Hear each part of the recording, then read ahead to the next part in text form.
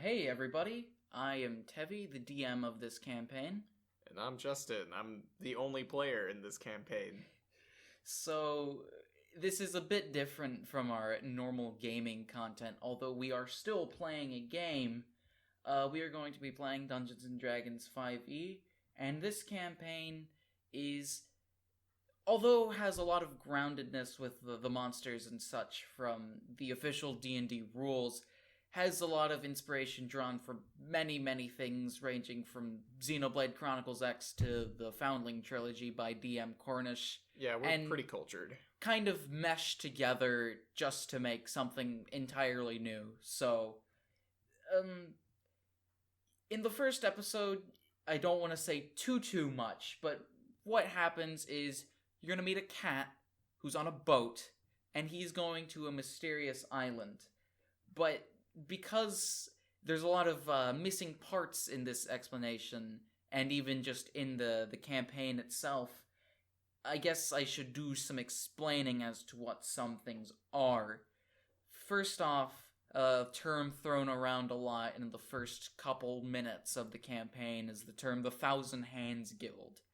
And so what that is, I guess I should really explain kind of where this is taking place. It's taking place far away from four very civilized islands, and these islands range from the first island called Primordia, the second island called the Forbidden Isle, the third island which is called the Caged Isle, and the fourth island which is called Isle Wonder. Our main character is from two islands, as in between this mysterious island that the feline is going to lies after another island that has been titled Brute Island by the more civilized peoples of this four-island archipelago. And so what the Thousand Hands Guild is it's a criminal syndicate, a thieves guild, founded and has veins throughout all four islands, and it's kind of run by this mysterious head figure only known by the guild named Lord Zin. We don't really talk about him, but we do mention the term capo, and what that is, it's just kind of like a captain of a branch. Each island has its own branch, and that's it. If you're familiar with the series JoJo's Bizarre Adventure, just think of that in part 5. Yeah, that's literally what it is. That is definitely what it is. Just the capos of El Pasione. And so, but then another term is thrown about, which is the Midnight Clan. And what that is it's kind of a new section kind of growing out of the Thousand Hands Guild, and is kind of about to start a new kind of criminal uprising. And this one functions a bit differently. Instead of just having branches dedicated to islands, it has branches just dedicated to different jobs more. So our main character will be from the Rune Knights, or the Rune Hunters, and which is a subsect of the Midnight Clan. Of the Midnight Clan. Which is also a subsect of the Thousand Hands Guild. Okay. A bit confusing, I know, but when has very expansive fantasy ever made sense? Lore-filled stories about adventure and cats who can speak telepathically or something. Or something like that. You'll find as you listen. And so, anyways, we hope you enjoy. We had a lot of fun with this, and it was a ton of fun. We're going to be having a lot of fun with this, so we're gonna be posting these whether you like it or not. So, I guess let the adventure begin. Alrighty, so this will be the first session, and we're gonna start off unlike most campaigns, and we're not going to start off in the tavern. What? Impossible. Very rare indeed. So, we will start our adventure off. You are in a very large boat. Like a big frigate. What's the boat made of? I'm kidding. It's a very large frigate, and you are part of the crew that is being sent to a kind of mysterious newfound island that has been talked about, not necessarily in your homeland, but in the place you moved to. So, you would have found out about this, criminal syndicate that you're a part of by your home island, Brute Island as it's been dubbed. Yes. And you see Brute Island is kind of in a weird spot, as both humans and elves have kind of settled it at the same time. They've kind of agreed to coexist together right now on this island, as there's not very much to be had as far as civilization on this island. So on this island, as in Brute Island, not the island I'm going to. Okay. And so, as you were there, you eventually, I guess, ran into this civilization, and you would have found out about the Thousand Hands Guild through what's called an academy, or the academy, as it's known in the guild. And the Thousand Hands Guild is the criminal syndicate that I am a part of. Yeah. And so, this academy is kind of like, on the outside, it's like a school, just like a normal combat school kind of thing. But on the inside, it's just kind of very slowly kind of churning out very high prestigious members of the guild. It's led by this very mysterious figure called the Raven. No one really knows who he is. You don't know who he is. A classic enemy criminal name, the Raven. And in fact, he actually has just a whole flock of very high up underlings called the Ravens. And this is really important because the Thousand Hands Guild isn't really a fan of that type of thing. They just kind of divvy up their groups by the island. So there's really only supposed to be 4 groups, but you see, there's kind of a new section in the Thousand Hands Guild on the rise. You have no idea how it's going on, because you've been at sea for a couple months now. Is this new section rising up because of Brute Island, or because of this island I'm going to? Neither, actually. It's just rising up because disagreements in the hierarchy, you could say. And although you don't know much about it, you know that it's just called the Midnight Clan. And they're kind of trying to promote this idea of the Midnight Clan throughout the guild. Gotcha. And you are actually a part of one of the subsections of the Midnight Clan called the Rune Hunters. And I'm aware that I am part of the Midnight Clan, right? Yes. Okay.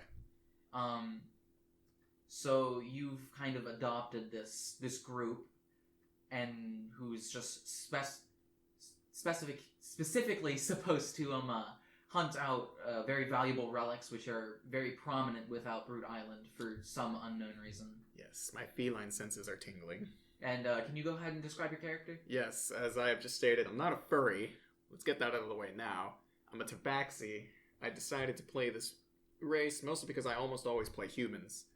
But I decided I'd like to have a little change of pace. So the main idea behind going as a Tabaxi is because in Tabaxi lore, most of them are very intrigued and curious by treasure and kind of adventuring at the same time, right? Like, yeah. So just going out and seeing they like being free. Yeah, they're very curious, much like cats in general. But I haven't played a treasure hunter-esque character before. So I wanted to try that out, just see how it goes. It's just, I thought the motives behind a treasure hunter character would just be a lot of fun. It's not necessarily aggressive, but it can lead to some interesting confrontations. It kind of encourages me to kind of propel just seeking out areas or people or information. So I just liked that idea a lot. And the Tabaxi, I just felt really fit the mold for that. Appearance-wise, I am a black-colored Tabaxi with white paws on both my hands and feet, and also a white-tipped tail. My ears are a little lower. They don't perk up. They kind of lean forward just a bit. And then my eyes are kind of a deep orange color. And what I'm wearing is mostly robe-like. It has a hood on the back. I'm not currently wearing the hood. But, and then on my arms, kind of around the wrist area, is those kind of white bandages that you see on, like, what is that? Like boxers? Yeah, kind of like boxers and stuff. So that's both on my hands and my legs. And then I guess my pants are more of a deep green color, a very dark green color to match the black robe that I'm wearing for the most part. Very flavorful, very nice. Yes. And then on my back I have like a sash, or not a sash, like a strap that has a spear attached to it. And then around my neck I have a necklace with a crescent-shaped green stone. It's not like a valuable stone or anything, it's just like a light green colored stone. And let's see. Other than that, should I go into class-related stuff, or we'll just kind of reveal the class as time goes by. I'll say a little bit about the background. So, like Tevi already stated, I am part of this criminal syndicate, and we decided we kind of make a hybrid of backgrounds called the Criminal Artisan. So, like I had already stated, I am a Tabaxi, so I'm into, treasure hunting valuable items and stuff like that. So I decided I'd go with for the tool proficiency for the Criminal Artisan, I'd get gem cutter's tools. So I know my way with rubies and whatnot. And then let's see. Should I go over like the putting out my dice? Should I go over the personality traits and? No, they'll find out the personality. Yeah, I thought traits. so too. All right. Yeah, I think that's pretty much everything. All right. Driven by the lust of adventure and treasure, you are on a boat in a very, very low mist, pretty late, kind of stinky ocean. The oceans in this world are very different from the oceans in our world. As the closer you get to land, they start to get very milky. As the closer you get to land, there's very valuable salts at the bottom of the ocean, but they kind of soak into the water, and it kind of gets this very vinegary, very honestly deadly, trait to the waters. So you're on this boat, and from what you've gathered, you're not really too interested in the people around, but the most prominent figures are definitely the leader of this expedition, and his name would be Adalger Stadler, and his co-captain You'll probably have to remind me of that name later. Thibault Duchemin. You are very interested in him because he is the occupation of what's called a scold. And a scold is a person who kind of goes around monster hunting, or a teratologist who fights with chemicals, so not necessarily with weapons as much as he does, like, he throws what's called poisons and stuff like that. Are they like poisons, or? More like acids. Okay. There's a popular one called Loom Blaze, which is like a black fire, but at the same time it has the melting properties of acid. That is sick. I like that. So there's him, and there's also another very interesting character aboard. His name would be Arafan. He is just some gnome. He's just been running around. He's very annoying. He's kind of like you, but not as reserved. I see. So he's asking everybody just stuff about, so why are you here? Stuff like that. He always carries around this little barrel with him. Everywhere he goes, he always has this barrel, and you have no idea what this... I was about to say, have I seen him use the barrel already, or not yet? This barrel, you have no idea what it is. And then another person you have found interesting, you can already tell he is from the... He's from the Fourth Island, so he's an elf. He's an elf. And from what you know of the Fourth Island, he seems to kind of take the more monk-esque route of life, and his name is Oshita Yujiro. He has a kimono. It's kind of like a raindrop kind of pattern, but they're all different colors, like a lot of reds, a lot of greens, blues. He's a very interesting character, very mysterious, as most elves usually are. Other than those two people, everyone else is a human. They're pretty much just sailors on the ship, just helping out as a crew? Yeah, crew. But then there's also another group of people that you don't really visit, because on this boat there's a lot of criminals.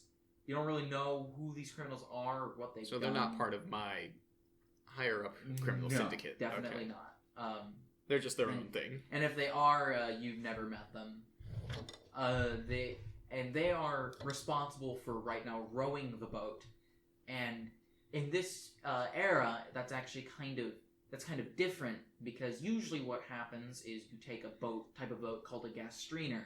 And what a gastreener is it uses a different type of engine called a gas stream, which is artificial muscles that actually pull the boat through places. But they've opted for the more old-fashioned way of travel due to the fact that there's a lot of water monsters that have quite the sweet tooth for gastrine muscles and like to raid boats, as most monsters' senses of smells are very heightened. Am I aware of what gastrine muscles are made of? Like, is it a very organic material, or is It's very organic. Okay, cool. Which is very strange, but at the same time very interesting.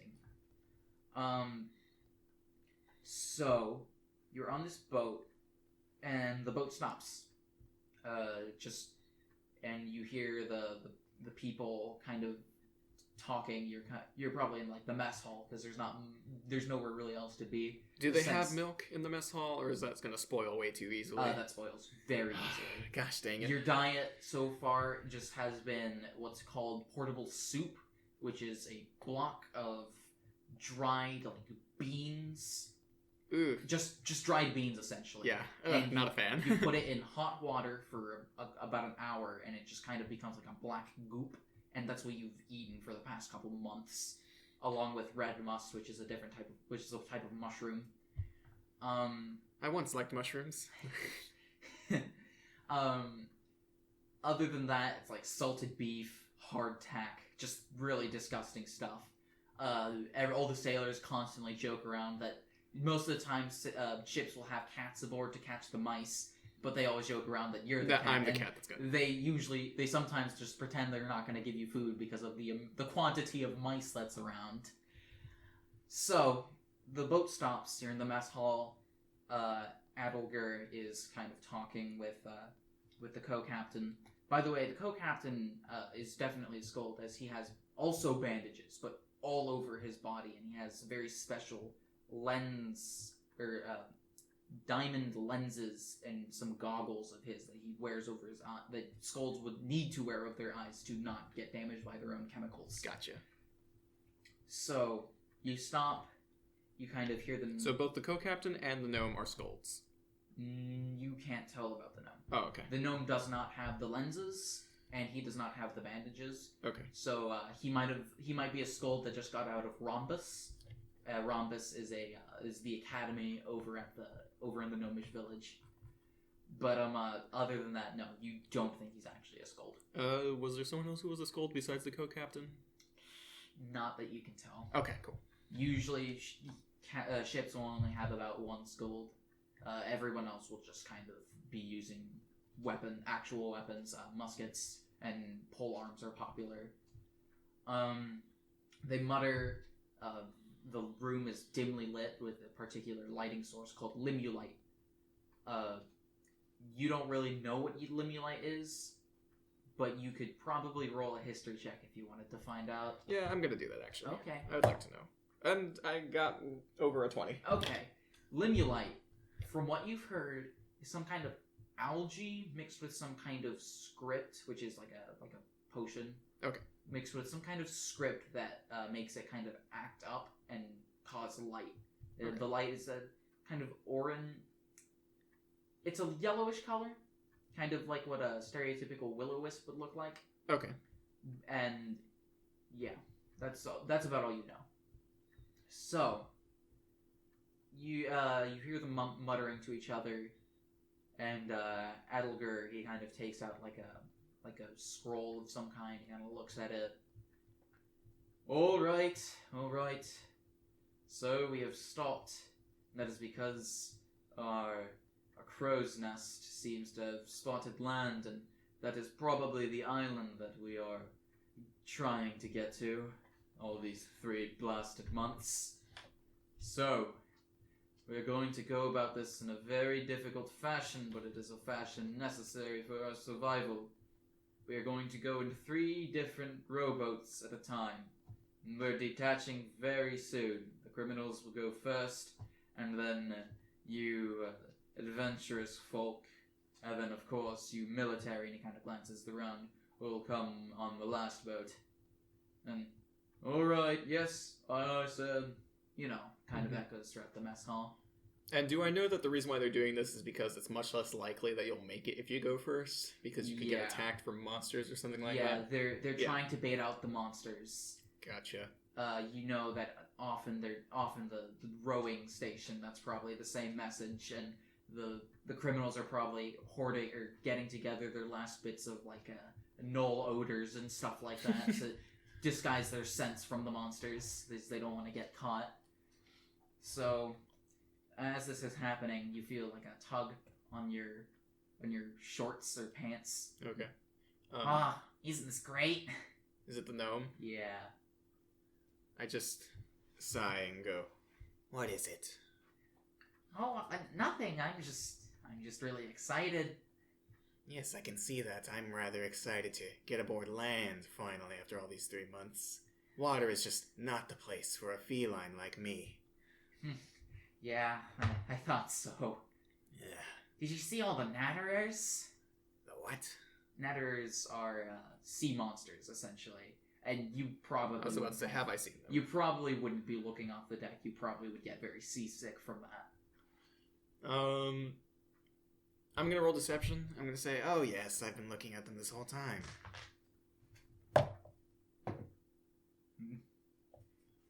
If you got anything above a 5... I did. Okay. So, yeah, yeah. Monsters are scary, but I think they're really cool. He's saying that quietly to not be accused of being a Sidorner or monster lover. I see. I know that, and I know what that is, Yeah. right? Okay. Alright. I say, which boat are you rowing on? Well, I think I'd be going on the one you're on. You're not military personnel, are you? You're not wearing the jack coat? No, I'm not. I'm more of just a free spirit. Mm-hmm. Yeah. Same. My parents didn't really want me coming, but, I was able to get away. Somehow I paid the fare. Your parents? How young does this gnome look? He's probably about 20. Do gnomes live with their parents that long? It depends. I see. Some gnomes have recently, it's been really popular to, detach and just go abroad. But, some gnome parents are kind of against that. They're like, no, I'm not really comfortable with my gnome son going around with human women or tiefling women, Heaven God forbid. Yeah. I nod my head and go, how do you plan on defending yourself? Oh, that's what this is for. And he pats the barrel, really almost kind of excited, almost like he wants to get in a fight. Nice. Once he says that, my interest is piqued, and my tail begins to kind of sway, and I go, I've been wondering about that little contraption of yours. What exactly does it do?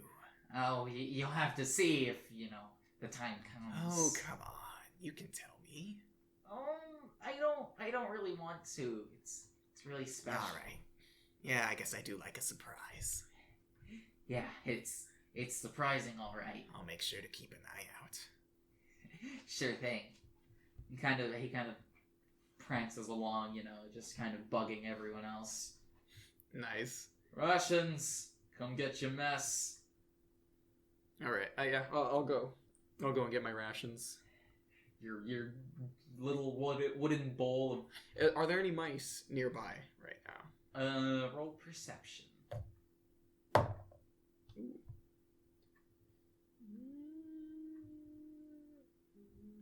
17? Yeah, you see a white mouse just kind of scurrying around. Okay, perfect. Before I go, I want to swipe it. Okay, nice. Do I roll sleight of hand? No, just you take it. I take it? Nice, perfect. No, this mouse is nice and fat. It's been on a boat for 3 months. Yeah, it's not for me. It's been really. I don't know. I have a better idea. Uh-oh. Yeah, it's been given time to kind of fatten up. So, the rations go out. The orders kind of go out to eat quickly, or like just so we can get out on land. So people just kind of scarf their portable soup down as fast as they can. Kind of. Once I come up, do they say anything to me? No. The cook isn't as mean as he's been. He's just like he's also happy that he's getting off the boat. I see. Okay. It's like, all right, one portable soup coming up. Thanks. I appreciate you sharing your soup with me. You've been so kind enough to share all your mice. Really appreciate you giving me a little more. Ah, that's kind of gross. Yeah, okay. All right, I just go and eat my portable soup, absolutely hating every bite. Yeah. So just you do that and you get out. Actually, better idea. I sit down, I take a few bites out of it, and then I look over. Is there a person sitting across from me? Yeah, maybe like two guys, just kind of, Aryan looking. All right, I go. You want this? I have something better for myself. Probably a mouse, right? You bet. And I pull it out and I just bite its head off right away. Can I do that? Yeah. Nice. You see their like sickened looks, just like, yeah, go do there somewhere else, bud. Do you just like walk away? Yeah, no, I don't walk away. I turn around so they don't have to see it as much, but I still, so like I have my back turned to them, but I'm still visibly like eating it.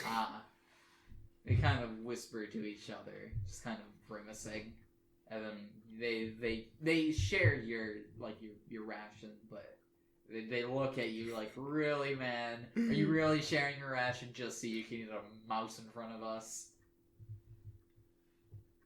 So, mess is done super fast. Like literally rum isn't even distributed.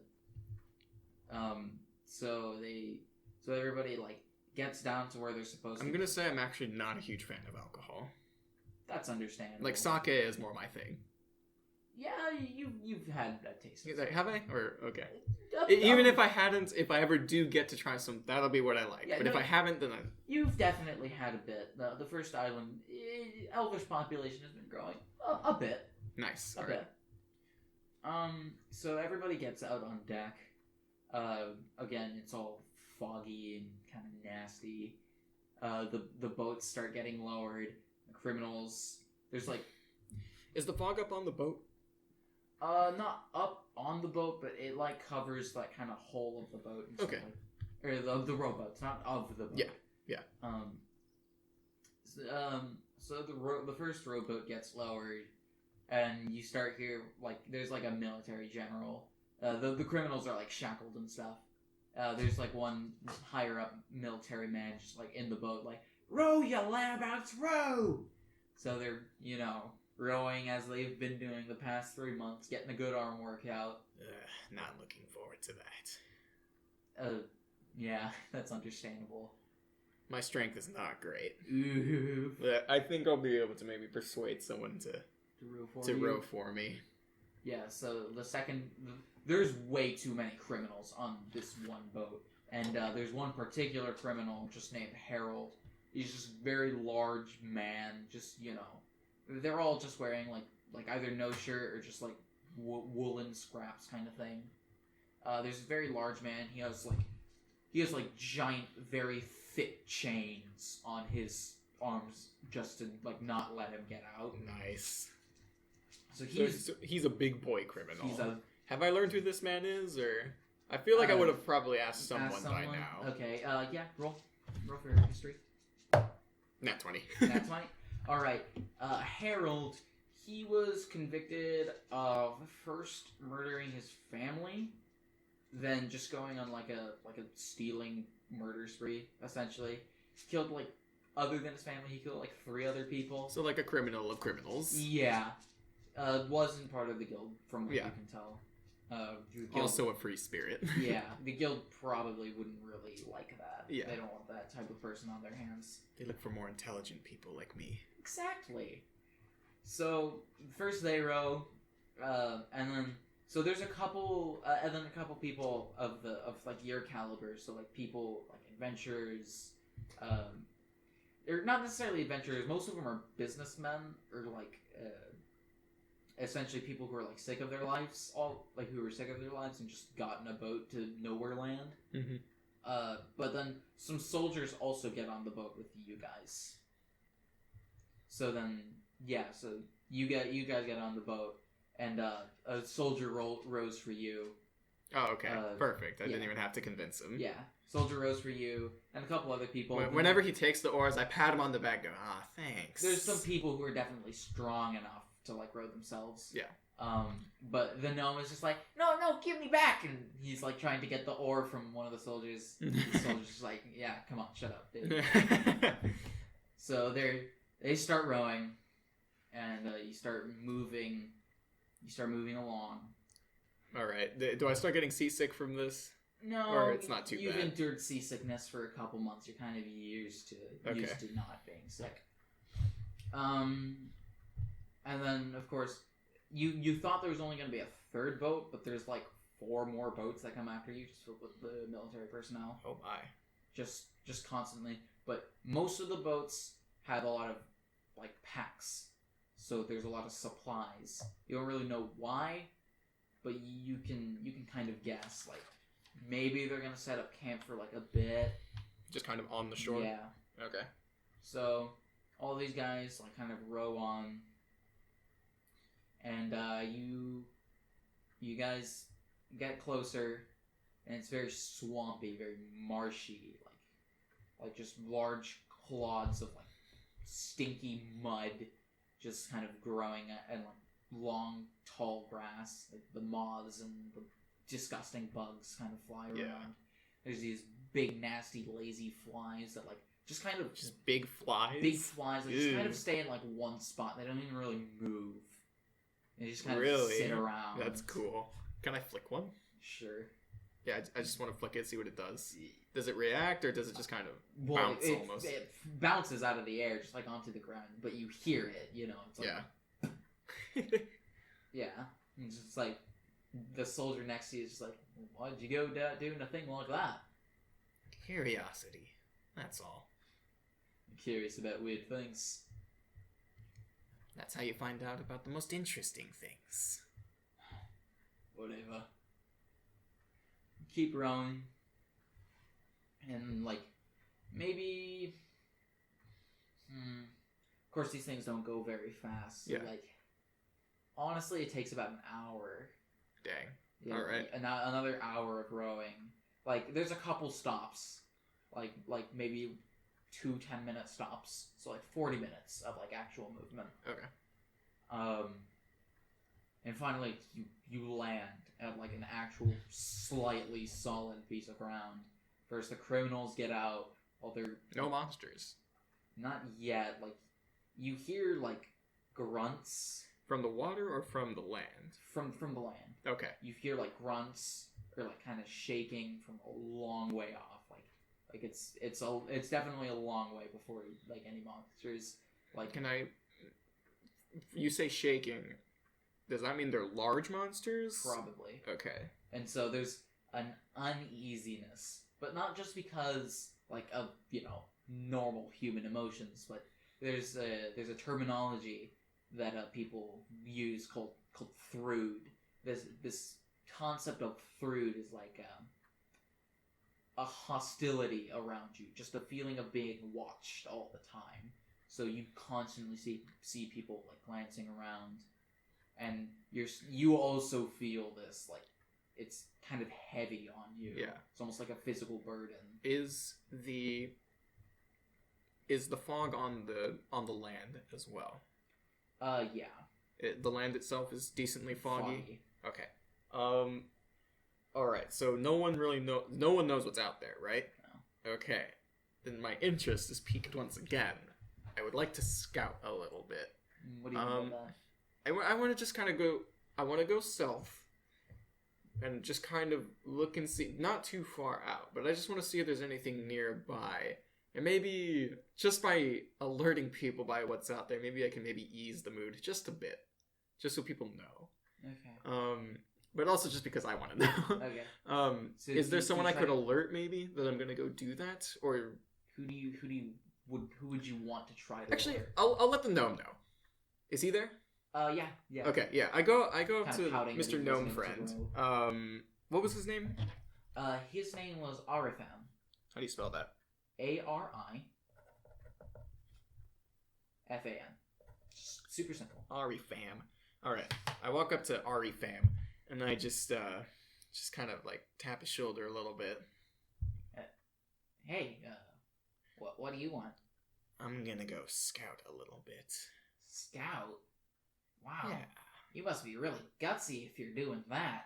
Maybe a little foolish, but I just want to see You what's have a weapon up. on you? Other than that stick? I'm not planning on fighting. Probably not. You don't need a plan to fight, even to fight out here. There's probably Ettins, probably 30 feet tall. How quiet takes are out- you? What? How quiet are you? I'm not very quiet now with these jackboots. He takes out like a book and he's like flipping through. By my calculations, there's probably a monster every 30 square feet. Of course, they're not all the giant knickers that we all know. Probably a lot of boggles around here. Personally, those are a lot scarier to me. All right. Let's see. I want to cast Unseen Servant as a ritual, first off. Okay. So I'll cast Unseen Servant, and so basically I want to command it to just kind of go out for me and look around. So I'll keep it at 60 feet, and just as it moves, I'm going to low profile it to kind of maintain a light obscurity in the mist. So I do that, and I'll keep moving along with the Unseen Servant, but keeping it a decent distance from me. Plus the grass, I'm gonna say that you're honestly like heavily obscured, and if you go at like a slow pace, Yeah, I'm going at a slow pace. yeah, then you get a decent amount to stealth. All right, cool. Wait, heavily obscured? Oh, never mind. No, you just get able to use stealth. Yeah, you're heavily obscured Okay, with the mist and the grass and all that. Perfect. Perfect. All right. So yeah, I'll go out and maybe 200 feet out. 200 feet. Okay. So you kind of crawl about. You're kind of close to one of the more acrid rivers or like streams. Yeah, actually, that's a great idea. So I can kind of use it to hide my sounds just a bit. Yeah. If I make any. Well, it's a very quiet river. Oh, okay. It's just kind of dug its way into the mainland. All right. So you kind of crouch around. You hear like a lot of not a lot of splashing, but every once in a while you'll hear like a splash on the river. You don't know if that's like a fish or just like a fly or whatever. Every once in a while you'll hear rustling in the grass, but you can't really see anything. It's really hard to make stuff out. Interesting. Okay. And so I can't make stuff out. With the rustling of the grass, how loud is it? Can I determine maybe a size or not really? Sometimes it's really only like the size of like a sparrow. Sometimes like maybe the size of a rabbit.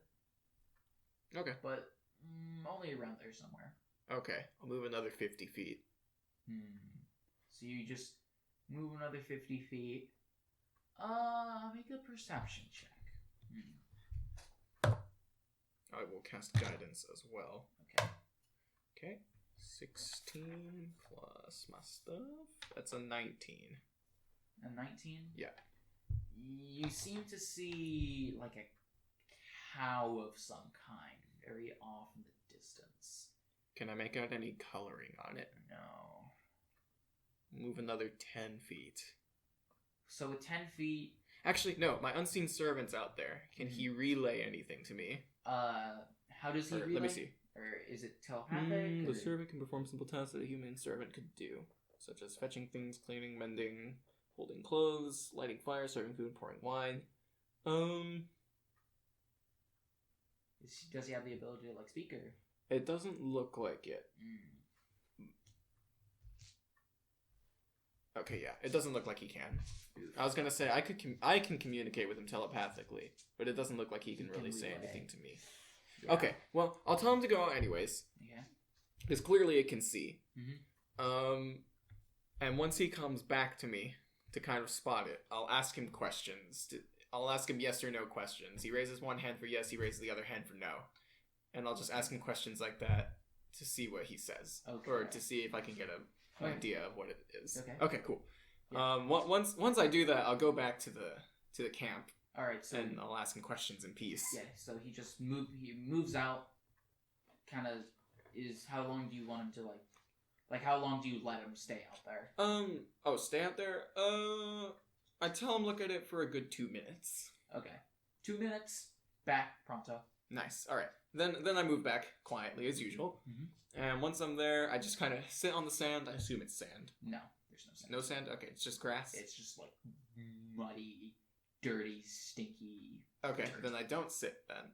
I just continue to stand and I just ask. You don't like Gopnik squat? Yeah, that's a better idea. I'll do that.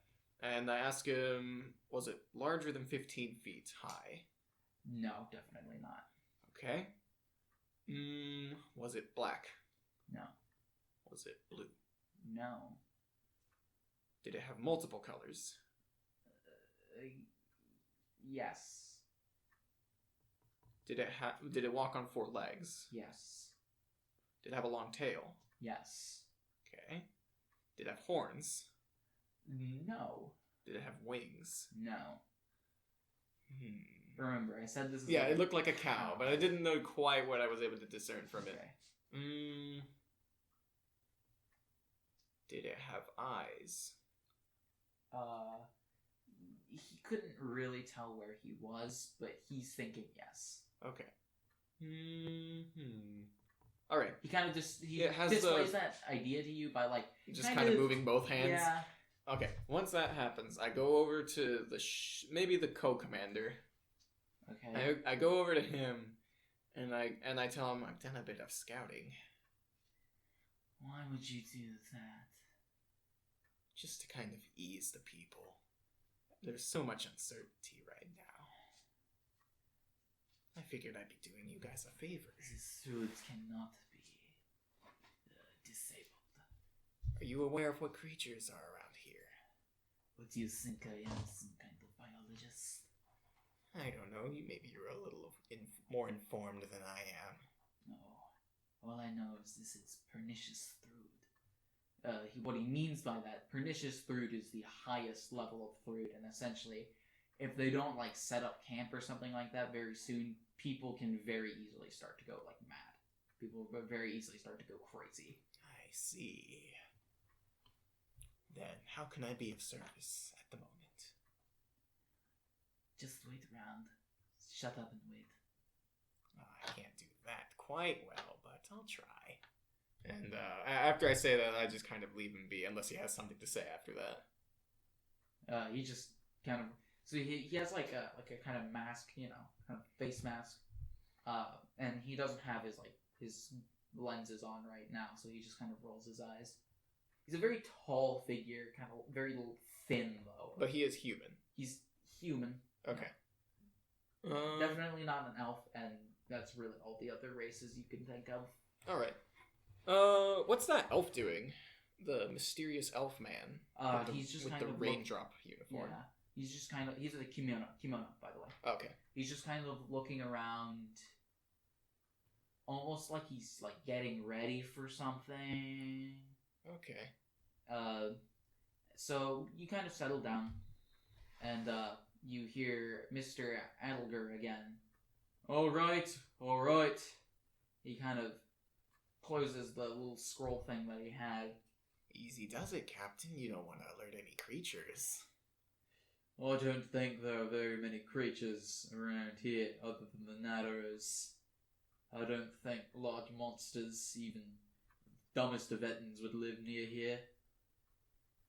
You never know.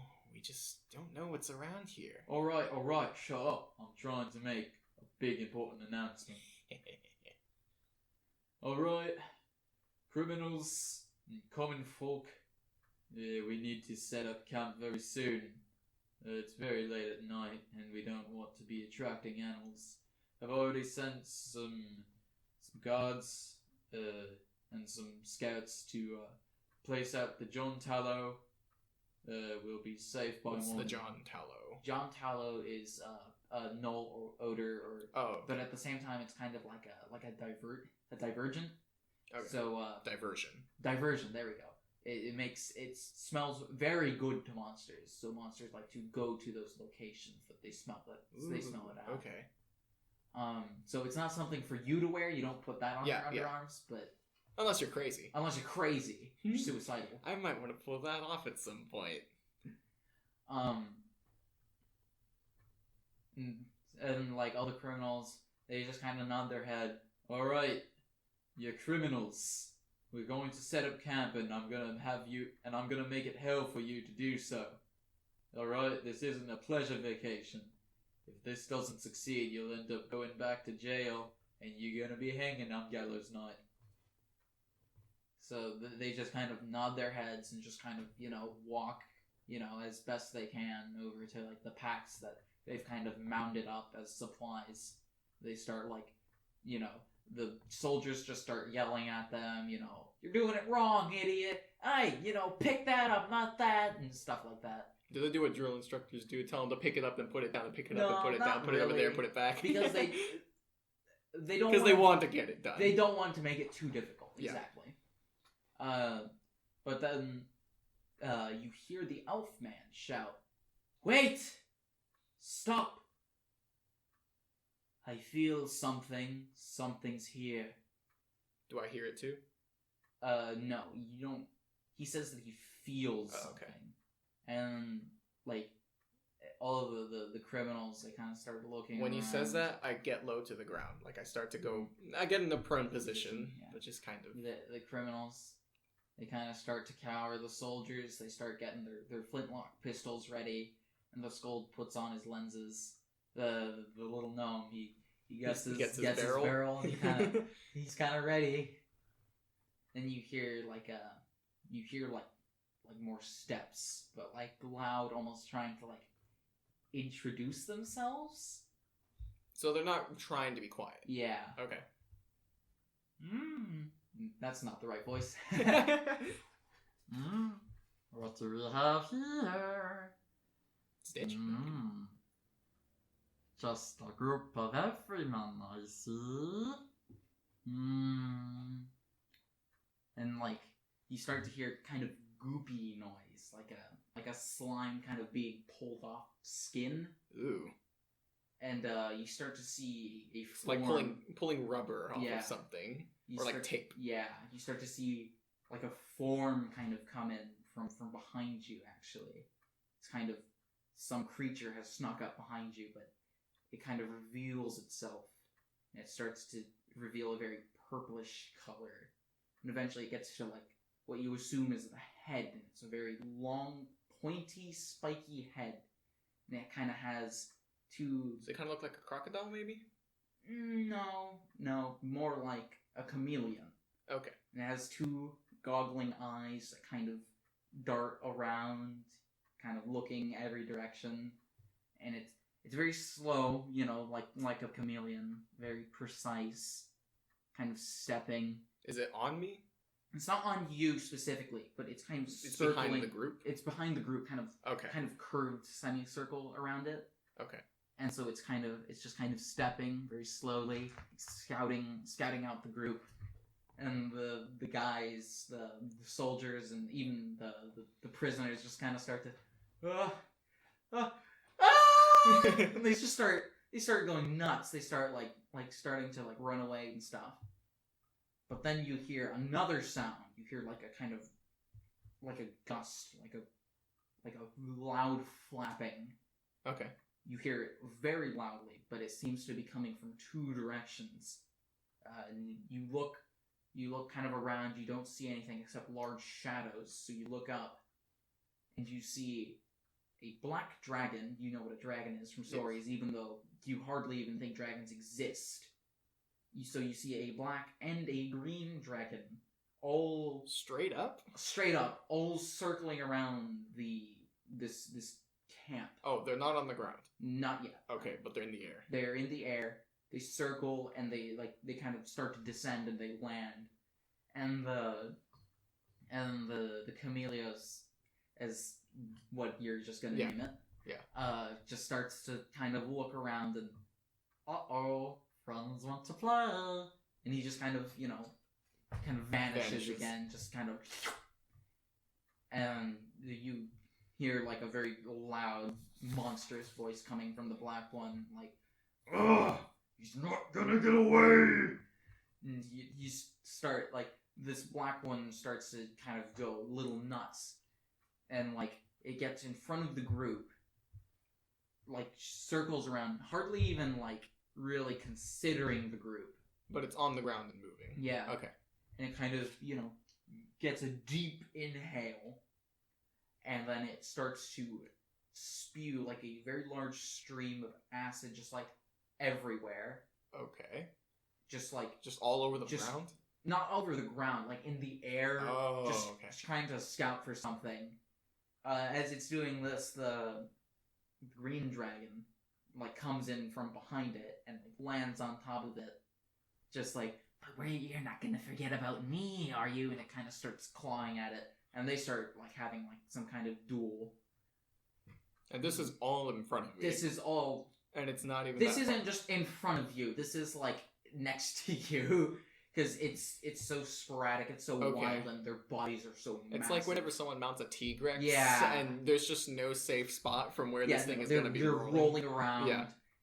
Yeah, and so the group is like trying to like get away. Like soldiers are just trying to pick up packs of supplies and head back to the boats. Of course, not really caring about the criminals. And you just hear Harold, "Get this off me!" He kind of tries to get the chains off of his arms, but nobody cares about Harold the criminal. Okay, I was gonna go look for the gnome. The gnome. And this is where the gnome comes in handy. You look for him, you just get up. You see him confidently staring at these two behemoths going at each other. He nods his head, tears in his eyes.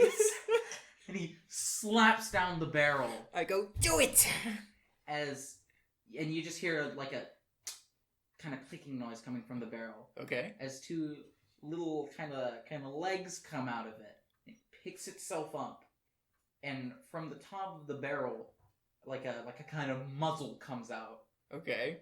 It just kind of turns to the dragons, and just pew, just shoots just a bolt of energy over to the dragons. Okay. And it hits the black one just like kind of on the nose area. And so its face kind of looks like it got the sensation of a tickle. Okay. Is his nose kind of twitching? Or his snout kind of twitching? Yeah. Almost like you brushed a feather across his face. Yes, gotcha. Exactly. He kind of turns around. Underman, every man wants to play too. Oh, play. And it just inhales a massive amount of breath. And you hear but then you hear very, not loud footsteps, but loud for maybe like a humanoid footsteps. Okay. And so this dragon's snout is up. And as it is, you see a man wearing just like very average kind of torn up woolen clothes. He has like a headband. Like, get in front of the gnome and his cannon and hold a very large sword in front of him, almost like he's about to block something. Okay. The sword is a very large black sword. It has like a dent. It's a very interestingly shaped sword, almost like a bean. Like a bean. Like a bean. Interesting. It's shaped very similarly to a bean. Is it wide like a bean, or it's just kind of round like one? It has the curve and it's round like one, but it's not necessarily wide. Almost like a banana. Like a rounded banana. Sure. Okay. Sure. He has, a handle in one hand, and he kind of holds it, like, supports it with the other hand. And as the black dragon comes down again with, like, a full spew of this acid, just liquid, like, he spews it, and the sword is somehow able to withstand this blast of chaotic energy. So, you can roll a perception check on this sword. I will do so. Yeah. If I wasn't able to do that, I was just going to ask him about it later, because I'm very curious. What did you say? Perception? Perception. Okay. It's an 18. 18. You notice that it's not metal. It's definitely not made of metal. Maybe some... Is it maybe stone? Some kind of animal material. Oh, okay. Maybe. Almost like a leather. Also, like, yeah, like, I mean, imagine leather made of scales. Okay, I can get that. Of course, black. And so this rain of acid comes upon the sword. The man, like, kind of groans, like a... And, the dragon stops, and it's had its eyes closed this entire time. And it opens. You weren't supposed to be here. The man kind of pulls down his sword, just kind of gives a little grin. He's very cocky. I'm still with this man and the gnome, and I just go, nice one. Thanks. And just the dragon looks at him, snorts. The man grabs the sword and starts to kind of drag it along the floor, like running at the dragon. But the dragon just kind of flaps its wings and just kind of propels itself into the air. The green dragon, he's been tormenting some people. There's some corpses on the floor. Oh, already? Okay. No, he killed some people very fast. He also sees the man and like gets up and just like also starts flapping its wings. And it although seemed to be like kind of an enemy of this black dragon, they just kind of group together and like kind of very much an behind. enemy of my enemy is my friend. Okay. Fly behind. Before they do anything, I want to cast a spell. Okay. I want to cast Detect Thoughts on the dragon. On the black dragon. Okay. Alright, I get its surface thoughts. And I want to know what it's thinking right at this moment. So, how does Detect Thoughts work? There's no save right now. No save. Yeah. Okay. The surface thoughts is obliterate. Obliterate. Mm-hmm. Okay. Yeah, just obliterate. Oh, I'm so tempted to probe deeper, but that could be... Well, I have this man right now. Nah, he doesn't know me. Okay, yeah, no, I'll just go with that. Yeah. Do I get a sense of what it wants to obliterate? Either the man or the sword, you have no idea. Okay, cool. Probably Okay. the man because he has the sword. Yeah. And so, and the guy just says, "Yeah, you guys are gonna want to start running." And so he puts the sword on his back, just kind of like a loose sheath. Or not sheath, but like a handle. When he says that, I go, aye, aye, Captain, and I start running. And yeah, he starts running. The soldier, he sees the soldiers are still getting, like, materials and stuff. So he just picks up, too, just starts booking it with him. I don't pick up anything, I just run with the guy. The gnome... But I make sure the gnome runs with me. The gnome picks up what he can, being a small gnome. Yeah. And, like, the people even, like the criminals loose. But everybody is in such a disarray that the criminals just follow suit. They just follow along with the soldiers. Yeah. So everyone is running right now as these dragons are, like, flying behind you guys. They don't seem to be able to breathe, or the dragons do not seem to be able to use their breath weapons at the moment. Even the green one? Even the green one. Okay. So yeah, so everybody just kind of starts to run, and the man stays behind, and again just kind of gets his sword and kind of waits. The two dragons land. They kind of look at him. The people keep running. You guys are Yeah, you're very far away, you being the very fast feline Tabaxi. Yes. And also, when I run, I anime run. Yeah. You're way in front of the group. Yeah. Just the large group is running. The dragons like kind of snort, look at him. The people are too far away, and so they just kind of get up and leave. The dragons do? Yeah. Oh, okay. Nice. The dragons seem to very much fear this man. Gotcha. Okay. Can I still see the man? Yes. Okay. And the dragons are gone? The dragons are gone. Okay. I kind of keep an eye on the dragons just for a little bit and make sure that they leave. Yeah. But once they do, I start to go back to the man. Okay. Yeah, he's just kind of standing there. Where's the captain? The captain, he's not necessarily... He's running with the group, but he's still very orderly within his running. He's still... Okay. I guess he is organized within the chaos. Okay. Gotcha. Then, does anything really settle down or not really? No, not really. Okay. They just seem to be running. The group is still just running? They're slowing down, but... Yeah, obviously they're still uneasy. Yeah. Okay.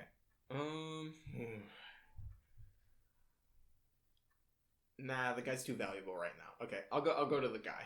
Okay, yeah. You go to the man, he's just kind of standing there. He's kind of doing like an angry mom pose. He kind of has his hands on his hips. Okay. Just kind of waiting for the dragons to actually leave these newcomers alone. Okay.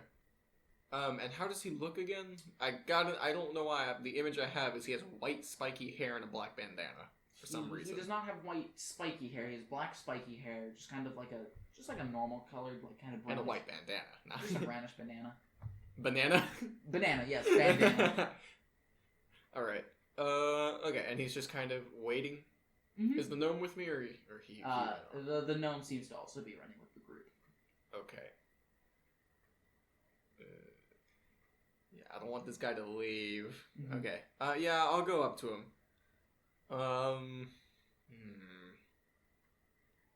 What brings you here? Not to this island, just to me. Well, you're clearly a local. You definitely know more about the area than the rest of us. That makes you invaluable to me. Really? Well, you don't really seem to be a kind of captain. No, just... Could you guide me to him? Sure. That'd be quite preferable.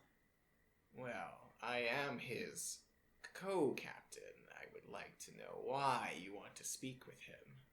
Well, you seem to have a very large group of, well-supplied people. Just want to know what brings you here.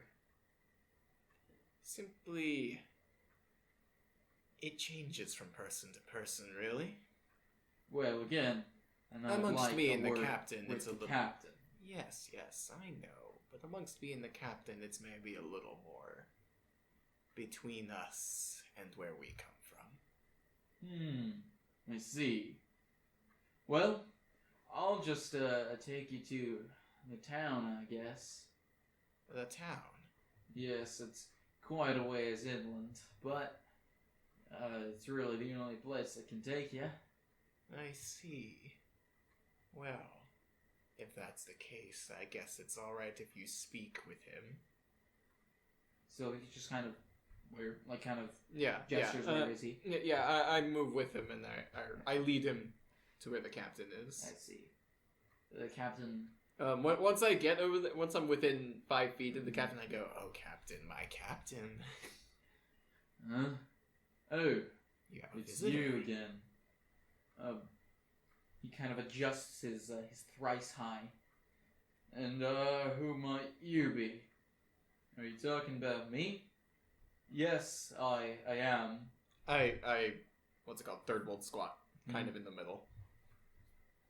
If you could, leave. Me? The captain says this, by the way. Sure. I would like a word with the local. Kind of adjusts his coat. Okay. I leave. Yeah, I leave. Can I stand about 60 feet away? Or no, 30 feet away, but can I still listen? You still kind of stand out because they're about 60 feet away from the rest of the group. I see. And they still don't want me to stand only 30 feet away? Not really. They kind of want you to... Or the captain at least kind of wants you to get lost. Yeah. And I move off. Yeah. So, do you just kind of watch them just like from in between people? Yeah. They just kind of, you know, casual conversation. The captain is, you know, putting on his best kind of... guys. Yeah. And, they kind of nod, and, the captain brings the man to, like, the front of the group. Attention, all of you. This is local from... What did you say the town's name was? The town doesn't really have a name. You can call it, Little Root. This is a local from the town of Little Root, and what did you say your name was again? The name's Ryu. Ryu. Whichever one. Both works. Is that all you wanted to say? What else do you want me to say? Are you gonna lead us there? Oh, yes, of course. It's very not formal. He's kind of not used to being in front of crowds, and you tell this right off the bat. Like, he's not even trying to hide it. So he just kind of gets up. You need help with all that supplies?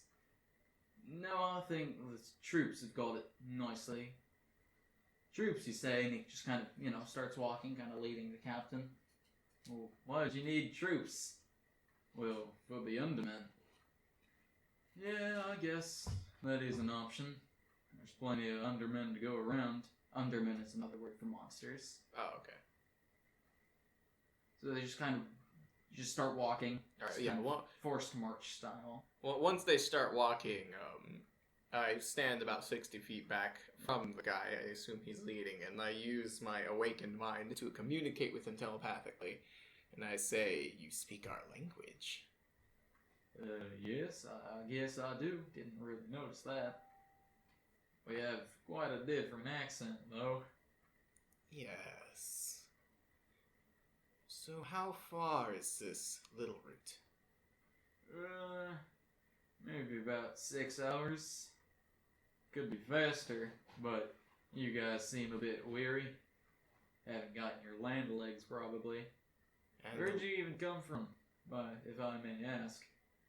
Do you mean, where did we sail from? Or where am I from?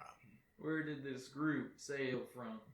Kind of suspicious, don't really meet people with this color of gown, I guess. They're very prominently maroon. It's kind of a thing. I go, the majority of us are from Lionsport. Westport. Westport. Westport. Where's that, if I may ask? A ways away. What direction? Like northeast, southwest? This would be south. South from here. South, eh? Interesting. You could say so. Don't get many visitors. I can see why. Yeah, I guess. Just keeps walking along. Also, just kind of communicating with the captain. As they continue walking, I go up to our gnome friend, Arifan, and I go, "That's quite the trinket you've got there." Yeah. I wish I could have used it a bit more. Used it more effectively. Oh, that was impressive. You're the only one who stood up to them. Besides Mr. Local. Yeah, I think his name was Ryu. Ryu. Ryu, he said either one works. Yeah, he's got some fancy sword there. Yes, it's piqued my curiosity quite a bit. Huh. Yeah, I guess you can say that. Yeah, you could definitely put it that way. Very interesting indeed. It seemed to be made of animal hide. Wonder what kind. Yeah, I kind of noticed that. You want to investigate? I would love to.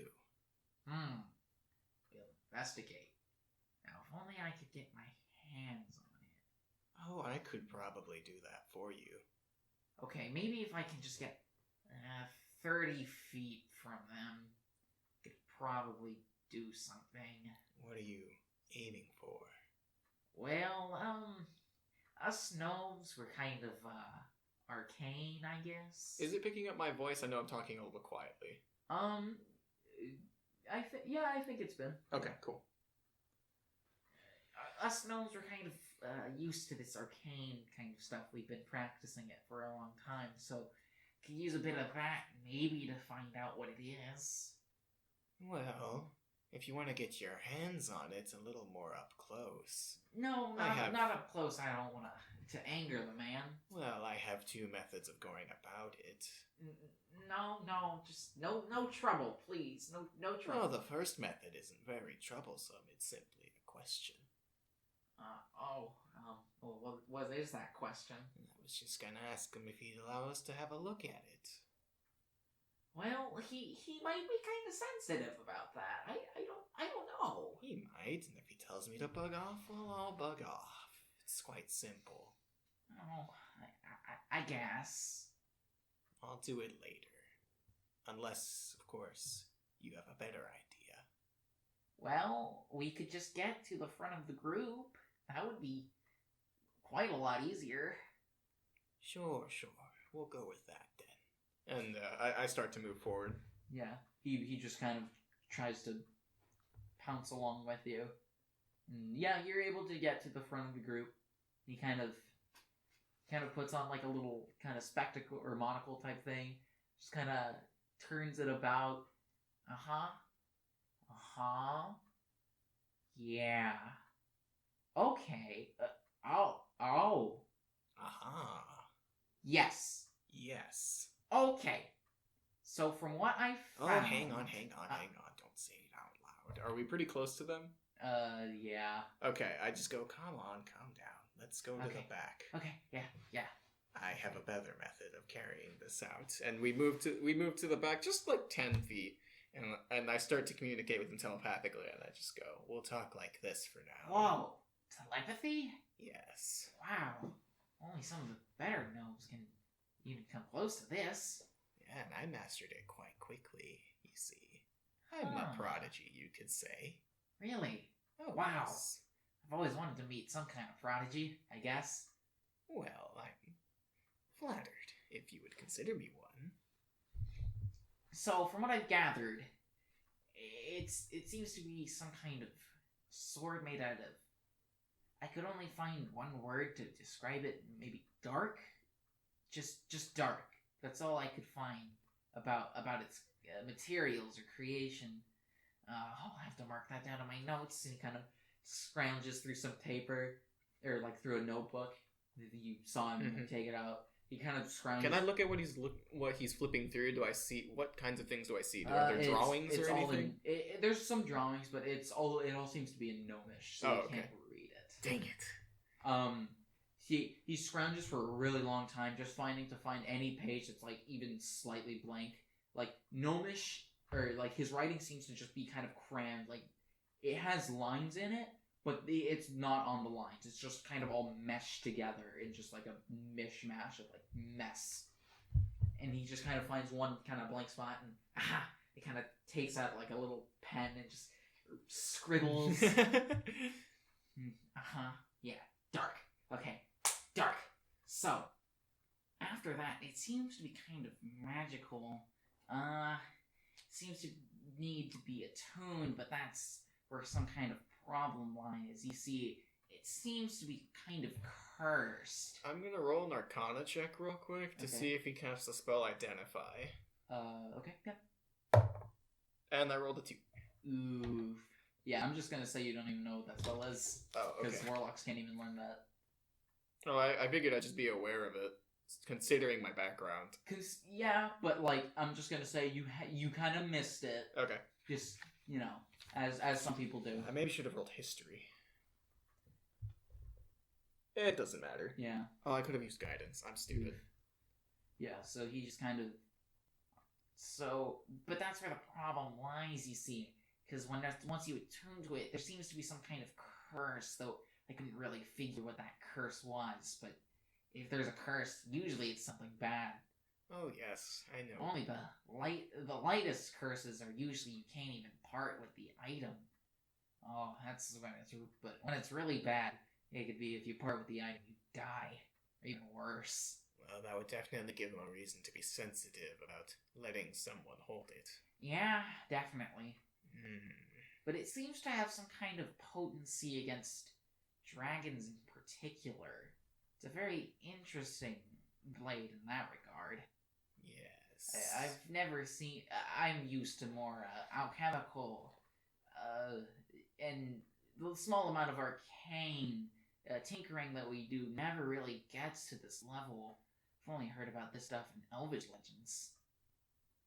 Elvish Legends. Yeah, Well, we do have an elf.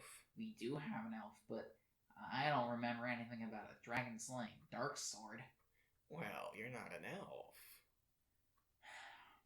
This is true. This is true. Well, you've piqued my curiosity. Most people just say I'm annoying. No. Don't be ashamed for being the smartest person in the room. Oh, I wouldn't say that. I think Theobald is quite intelligent. I'm sure Do you know he what is. he is? A scold? Well, he's not just a scold. He has a Sthenecon. Can I roll history for that? Yeah, roll history for that. You might Okay. actually not even know what a I will Sthenecon cast is. Guidance. Hey, okay, that's a little better. 13 plus... Oh, 20. 20. Yeah. So from what you remember is Sthenecon is a box that has some kind of monster organs inside of it that people that are called leers put on their face. By the way, I forgot to describe that his eyes, they're very red, and okay. the pupil or the I was gonna say, like, the iris itself is red, or the white white is red? is red, the Okay. sclera is red, and the pupils are very light blue. Ooh, that's cool. It seems to, like, I'll just give you like a lot because you rolled a 20. Sure. So the Sthenecon has monster organs inside of it, and if you put it on and you have like a lot of like chemical washing of your eyes, you can see a lot of different things, and people will train to see different things. Mhm. Some leers train to see literal lies. If somebody doesn't tell the truth, they can Shoot. see it, and the others just train to see through objects. Nice. Just depending on what field they want to go into. Okay. Well, after that is recalled, I tap RFM on the shoulder and I just go, "Let's go talk with the elf." Okay. Yeah. What's he up to? Is he just walking, minding his own business? I imagine he's keeping just a slight distance from the group. Not necessarily. He's just kind of in amongst the crowd. Okay. Yeah, we can go ahead and call it here. Or is this a good stopping point? I'm gonna say you get with the elf, and he says, "What are you doing here?" And that's where we're gonna end. All right.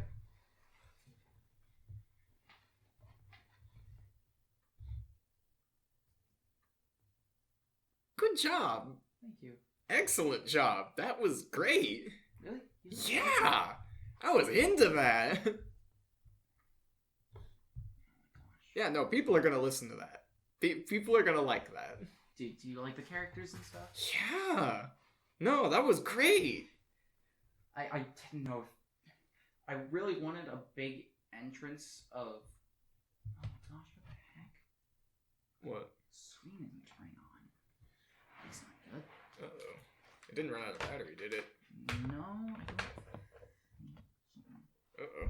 No, it's because the lights are still on for the keyboard. Oh, okay. Yeah, that's not out of battery. Yeah, go ahead and fix it. Yeah. I need to hold it. Oh no.